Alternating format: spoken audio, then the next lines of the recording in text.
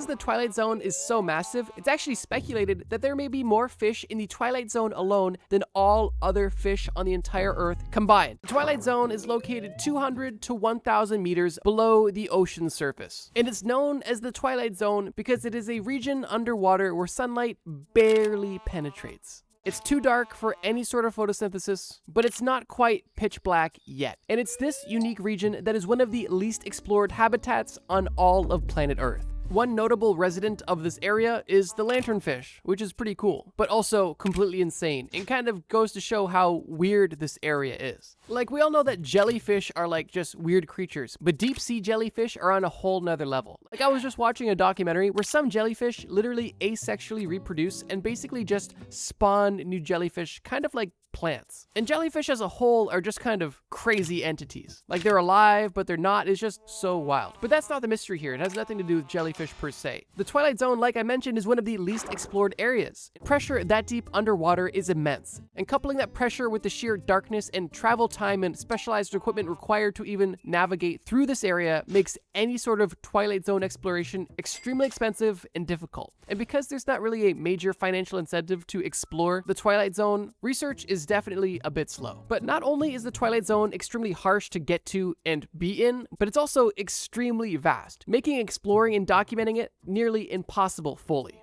And because the Twilight Zone is so massive, it's actually speculated that there may be more fish in the Twilight Zone alone than all other fish on the entire Earth combined. Because the fish that live in the Twilight Zone are completely weird looking, and probably the closest thing we have to aliens at this time. Like, these fish are literally creating their own light, which is kind of dope. I don't know, I think bioluminescence is just cool to begin with, but I also like to think that fish just got so fed up of being in the dark that they literally created their own organic light. But it's not just seeing cool fish that light up that makes the Twilight Zone interesting. It's also the impact that the Twilight Zone has on the Earth's climate, because the Twilight Zone is a massive ecosystem. And ocean and marine ecosystems specifically play a major role when it comes to carbon storage, which obviously has a direct impact on the Earth's climate, which definitely gives merit to wanting to explore the Twilight Zone more. The Twilight Zone is one of the most common ecosystems in all of the world, technically speaking, although it's one of the ecosystems we know the least about.